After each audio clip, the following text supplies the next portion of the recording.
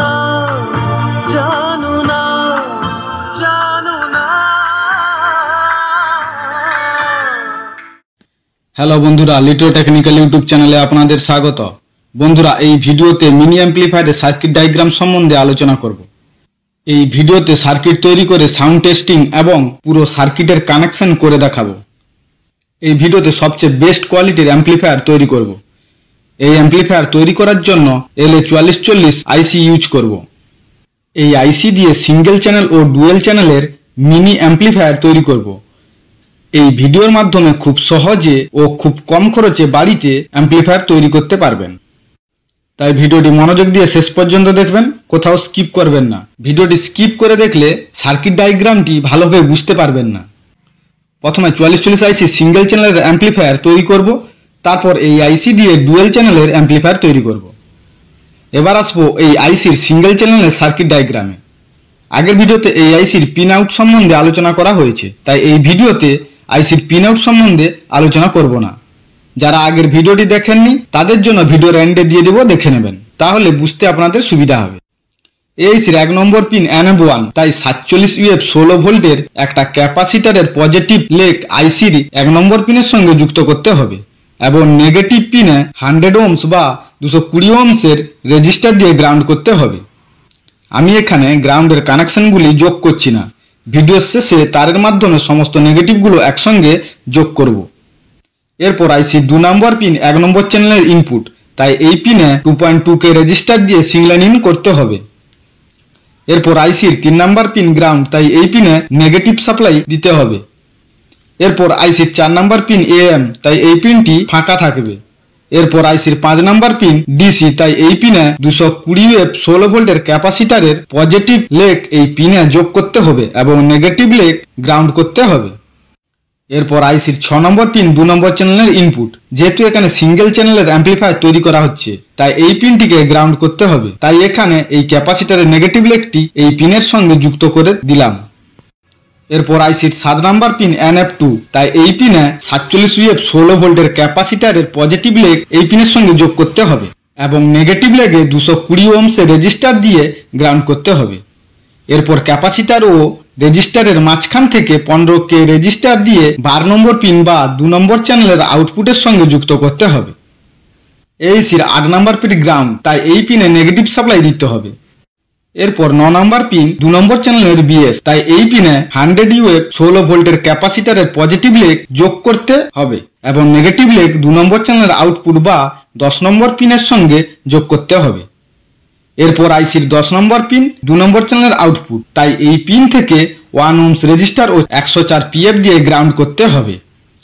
এরপর 12 নম্বর পিন 1 নম্বর চ্যানেলের আউটপুট, তাই এই পিনে 1 ওহমস রেজিস্টার ও 104 PF দিয়ে গ্রাউন্ড করতে হবে। এই আইসির 14 নম্বর পিন গ্রাউন্ড, তাই এখানে PF এর একটা লেগ এই পিনের সঙ্গে যুক্ত করা হয়েছে। এরপর 13 নম্বর পিন 1 নম্বর চ্যানেলের BS, তাই এই পিনে 100 UF 16 ভোল্টের ক্যাপাসিটরের পজিটিভ লেগ এই পিনের সঙ্গে যুক্ত করতে হবে এবং নেগেটিভ লেগ 1 নম্বর চ্যানেলের আউটপুট বা 12 নম্বর পিনের সঙ্গে যুক্ত করতে হবে। এরপর সার্কিট অনুযায়ী যেখানে গ্রাউন্ডের কানেকশন আছে সেখানে একটা তার দিয়ে নেগেটিভ সাপ্লাই দিয়ে দিলাম।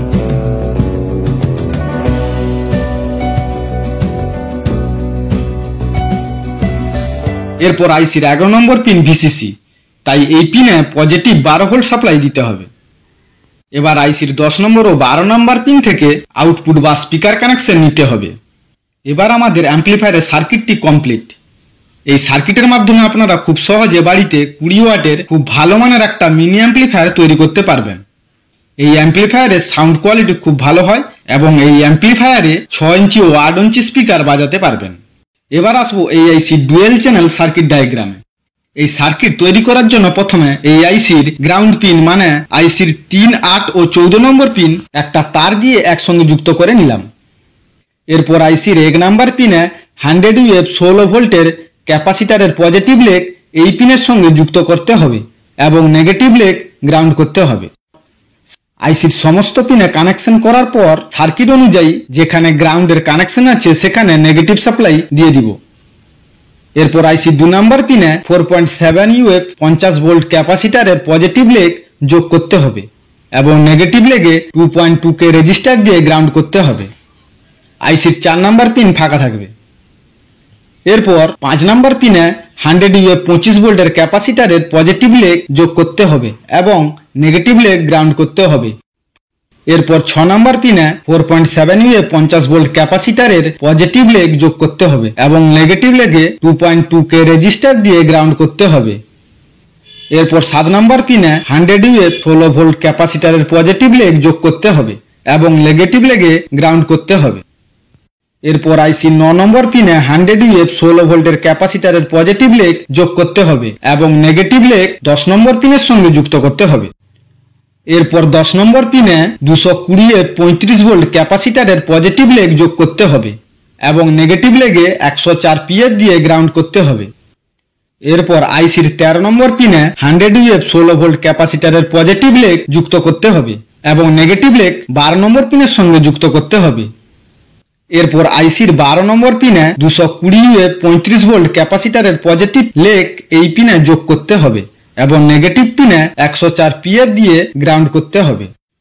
এরপর সার্কিট অনুযায়ী যেখানে যেখানে গ্রাউন্ডের কানেকশন আছে সেখানে নেগেটিভ সাপ্লাই দিয়ে দিব।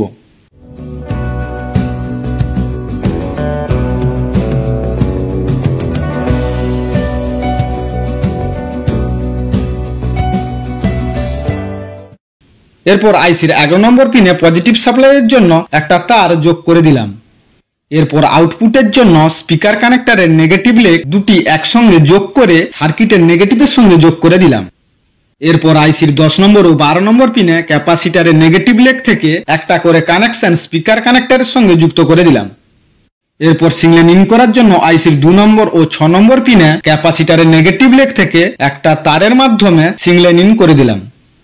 এরপর সিংলেনের গ্রাউন্ড ও অ্যাম্প্লিফায়ারের গ্রাউন্ড একসঙ্গে যুক্ত করতে হবে। এরপর একটা স্পিকার দিয়ে আপনাদের সাউন্ড টেস্টিং করে দেখাবো।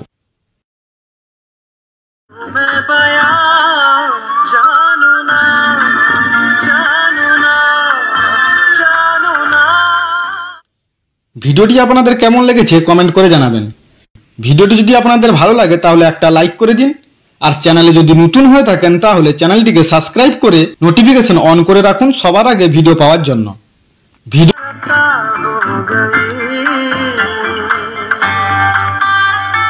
ভিডিওটি যদি আপনাদের কোনো কাজে আসে তাহলে ভিডিওটিকে অবশ্যই বন্ধুদের মধ্যে শেয়ার করবেন।